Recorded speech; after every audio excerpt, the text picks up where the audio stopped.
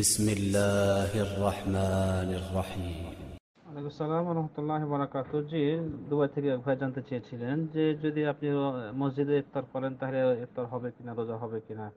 আর একটা জানতে চেয়েছিলেন যে মসজিদে যদি ইফতার করি, কোনো ব্যক্তি ইফতার দিয়েছে, তাহলে দেখা গেল যে ব্যক্তি ইফতার দিয়েছে তারই সওয়াব বেশি হবে, আর যে ইফতার করলো তার সওয়াব কম হবে। এটা অনেকে বলে থাকে। তো ইমামের শরীয়ত কি বলে? তো শরীয়ত বলে যে মসজিদে ইফতার অবশ্যই হবে। ইফতার কেন হবে না?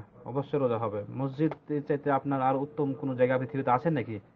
হ্যাঁ, তো এটা একটা বিষয়। আর একটা বিষয় হলো যে কোনো ব্যক্তি যদি কাউকে ইফতার করায়, তাহলে ওই ব্যক্তির সব বেশি হয়ে যাবে আর এর কম হবে, এই কথাটা ঠিক নয়, এটা ভুল কথা।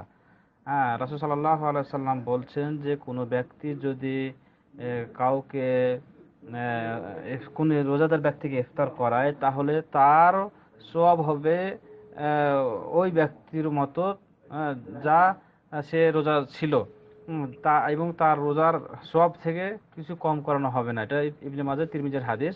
তার মানে বোঝা গেল যদি কোনো ব্যক্তি রোজা ইফতার করায়, তাহলে এই ব্যক্তিরও সওয়াব হবে, আর যে ব্যক্তি ইফতার করলো এই ব্যক্তিরও সওয়াব হবে। মানে মানে এই রোজা করালো বিধায় যে ইফতার করলো তার নেকি কমিয়ে দেওয়া হবে, এটা কথা নয়। রাসূল সাল্লাল্লাহু আলাইহি ওয়াসাল্লাম বলছেন যে লা ইয়ানকুসু মিন আজরি সাইম শাইআন, রোজাদার ব্যক্তির সওয়াব থেকে কোনো কম করা হবে না।